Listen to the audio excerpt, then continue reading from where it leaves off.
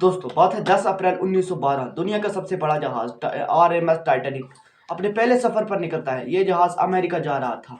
इस जहाज में हर किस्म के लोग मौजूद थे, बड़े बड़े एक्टर से लेकर इमिग्रेंट तक, जो अमेरिका जा रहे थे अपनी बेहतर जिंदगी की तलाश में। इस जहाज की कमांड संभाले हुए थे 62 साल के एडवर्ड जॉन स्मिथ। पब्लिक में, पैसेंजर्स में और मीडिया में बहुत ही एक्साइटमेंट थी इस जहाज को लेकर। आखिर ना सिर्फ ये दुनिया का सबसे बड़ा जहाज था, बल्कि इस जहाज को बनाने के लिए जो सेफ्टी फीचर्स इस्तेमाल की गई थी, दिल दहला देने वाली थी। इस जहाज को अनसिंकेबल माना गया था, यानी एक ऐसा जहाज जो कभी डूब ही नहीं सकता। जिस कंपनी ने इस जहाज को बनाया था, व्हाइट स्टार लाइन, उसके प्रेसिडेंट इतने कॉन्फिडेंट थे इस जहाज को लेकर कि उन्होंने पब्लिक के सामने ओपनली कहा था कि ये अनसिंकेबल है, यानी एक ऐसा जहाज जो कभी डूब ही नहीं सकता। लेकिन अपने पहले सफर पर रवाना होने के 2 ही दिन बाद 12 अप्रैल 1912 को इसे अपनी आइस वार्मिंग मिलने लग जाती है। मतलब जिस ओशन से तैरकर ये जहाज अमेरिका जा रहा था, उस ओशन में बड़े बड़े बर्फ के पहाड़ मौजूद हैं, आइसबर्ग मौजूद हैं। इन वार्मिंग को रिसीव करने के बाद जहाज अपने कोर्स को 2 बार बदलता है, लेकिन अपनी स्पीड को कम नहीं करता। 2 दिन बाद 14 अप्रैल 1912 इसे 7 और आइस वार्मिंग मिलने लग जाती हैं, लेकिन कैप्टन जॉन स्मिथ इन वार्मिंग को इग्नोर कर देते। इस रात की एक खास बात और है कि इस रात को चांद बाहर नहीं आया था, तो बिना मून लाइट के कोई लाइट भी नहीं थी, तो विजिबिलिटी बहुत कम थी इस रात को। जहाज के ऊपर एक क्रू नेस्ट होता है, लुकआउट पॉइंट कह सकते हैं इसको। यहाँ किसी को बिठा कर रखा जाता है कि सामने नजर रखे कि कोई बर्फ का पहाड़ मौजूद ना हो। जो बंदा यहाँ पर बैठा होता है उसे बहुत ही ठंड का सामना करना पड़ता है। तो एक बंदा जो इधर बैठा हुआ था, उसने अपने सामने एक बड़ा सा बर्फ का पहाड़ नजर आया। उसने 3 बार घंटी को बजाकर कंट्रोल रूम में फोन करके बोला कि जहाज को दाएं तरफ मोड़ो, हम आइसबर्ग से टकरा जाएंगे, आगे सामने बर्फ का पहाड़ मौजूद है। लेकिन अनफॉर्चुनेटली बहुत ही ज्यादा लेट हो चुका था। 11:40 पर जहाज सीधा आइसबर्ग से टकरा जाता है।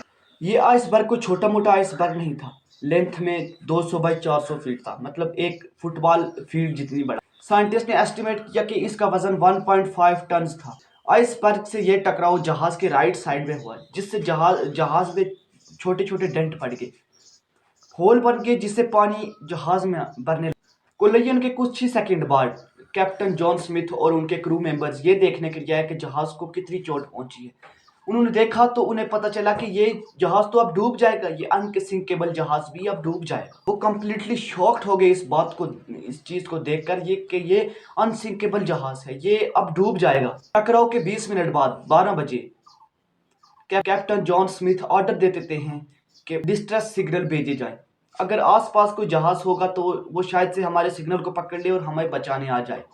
तकरीबन 20 मिनट बाद 12:20 आरएमएस कारपेथिया इस जहाज का नाम था, जो टाइटैनिक के सिग्नल को पकड़ लेता है और टाइटैनिक से बात करते हुए कहता है कि जहाज को मोड़ो, हम उन्हें बचाने जाएंगे। लेकिन प्रॉब्लम ये थी कि ये पास था, लेकिन एक 703 किलोमीटर दूर था। यानी अगर ये अपनी फुल स्पीड में भी टाइटैनिक की तरफ बढ़ता तो इसे वहां आने में 3 घंटे, तकरीबन 3 घंटे लग जाते। कैप्टन जॉन स्मिथ ऑर्डर दे देते हैं कि लाइफ बोट पानी में उतारी जाए। सबसे पहले लाइफ बोट में औरतों और बच्चों को बिठाया जाएगा।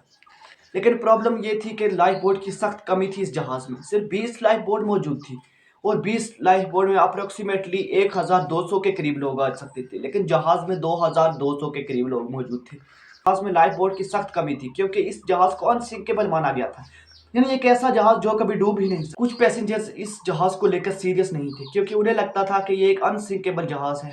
हम टकरा गए होंगे किसी आइसबर्ग से, लेकिन जहाज नहीं डूबने वाला। लेकिन आहिस्ता आहिस्ता पैसेंजर ने रियलाइज किया कि ये जहाज तो अब डूब जाएगा, ये कभी ना डूबने वाला जहाज भी अब डूब जाएगा।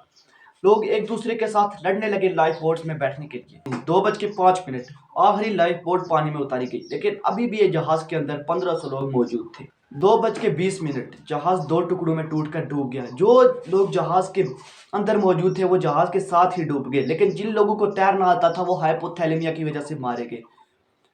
पानी का तापमान -2 डिग्री सेल्सियस था। अगर इस तापमान में आप पानी में उतरोगे तो कुछ ही मिनट में आपकी मौत हो सकती है। कैप्टन जॉन स्मिथ आखिर तक अपने व्हील के साथ बने रहे और जहाज के साथ ही डूब। तो ये भी कहना है कि उन्होंने सुसाइड कर लिया था गोली चला। आरएमएस कारपेथिया जहाज 1 घंटा लेट पहुंचा टाइटैनिक के पास। उन लोग लाइफ बोट में उतरे थे, उन लोगों को सेफली बचा लेता है। तकरीबन 705 लोग थे। जब टाइटैनिक डूबा तो इस जहाज को पानी के अंदर ढूंढने में 70 साल लग गए। समुंदर के अंदर 3.8 किलोमीटर अंदर इसकी रैकेज पाई गई। जब देखा गया तो ये जहाज 2 टुकड़ों में टूटा हुआ था। ये दोनों टुकड़े तकरीबन 600 किलोमीटर एक दूसरे से दूर थे। एक्सपेक्टेड किया जा रहा है कि ये जहाज 2030 में गायब हो जाएगा। दोस्तों, अगर वीडियो पसंद आई तो वीडियो को लाइक ज़रूर करना। Thanks for watching.